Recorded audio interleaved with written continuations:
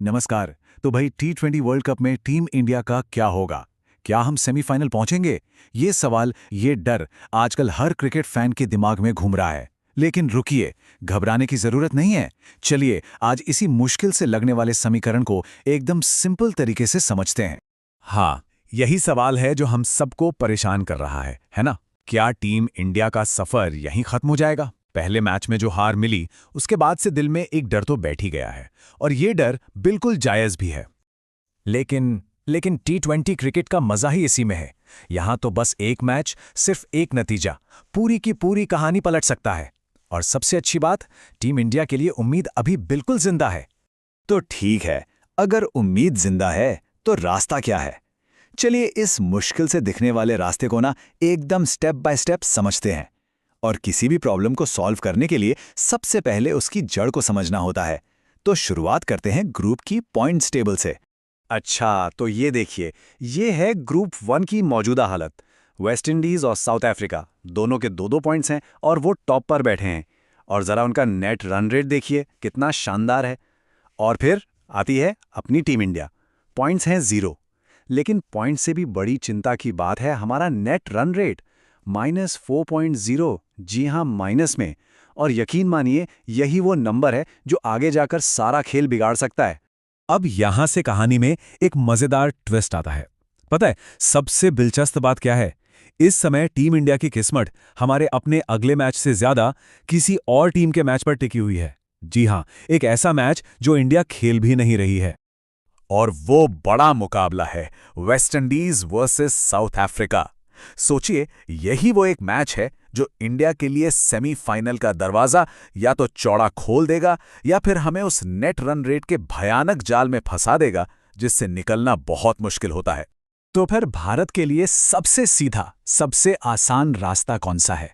मतलब वो golden path जिस पर चलकर सारी टेंशन ही खत्म हो जाए। चलिए अब उसी सबसे बेस्ट सिचुएशन की बात करते हैं जिसका हम सब भारतीय फैंस को इंतजार है। सिर्फ 3 सिंपल स्टेप्स, ध्यान से सुनिएगा। स्टेप नंबर 1, और ये सबसे जरूरी है, साउथ अफ्रीका वेस्ट इंडीज को हरा दे। स्टेप नंबर 2, इंडिया जिम्बाब्वे को हराए। और step number 3, India West Indies को भी हरा दे। बस, अगर ये 3 चीजें हो गईं तो हम सीधे सेमीफाइनल में हैं। और अगर ऐसा हो गया तो पॉइंट्स टेबल कुछ ऐसी दिखेगी। देखिए, साउथ अफ्रीका 6 पॉइंट्स लेकर आराम से क्वालिफाई कर जाएगी, इंडिया 4 पॉइंट्स के साथ दूसरे नंबर पर क्वालिफाई कर लेगी, और वेस्ट इंडीज वो 2 पॉइंट्स पर ही अटक कर बाहर हो जाएगी। और जानते हैं इस सिचुएशन की सबसे अच्छी बात क्या है? नेट रन रेट का कोई झंझट ही नहीं बचेगा, उसे भूल जाइए। तब इंडिया की किस्मत पूरी तरह 100% अपने ही हाथों में होगी। लेकिन एक लेकिन हमेशा होता है ना? क्या होगा अगर नतीजा हमारी उम्मीद के उलट आया? मतलब अगर वेस्टइंडीज ने साउथ अफ्रीका को हरा दिया तो बस यहीं से इंडिया के लिए वो खतरनाक जाल बिछ जाएगा, नेट रन रेट का जाल। जरा इस गैप पर नजर डालिए, ये आंकड़े ही सारी कहानी बयान कर रहे हैं। वेस्ट इंडीज +5 पर है, साउथ अफ्रीका +4 पर, और हम -4 पर। जमीन आसमान का फर्क है। अब सोचिए, अगर वेस्ट इंडीज जीत गई तो एक बहुत बड़ी गड़बड़ हो सकती है। हो सकता है कि इंडिया, साउथ अफ्रीका और वेस्ट इंडीज तीनों टीमें 4-4 पॉइंट्स पर आके अटक जाएं। और जब भी पॉइंट्स बराबर होते हैं तो फैसला कौन करता है?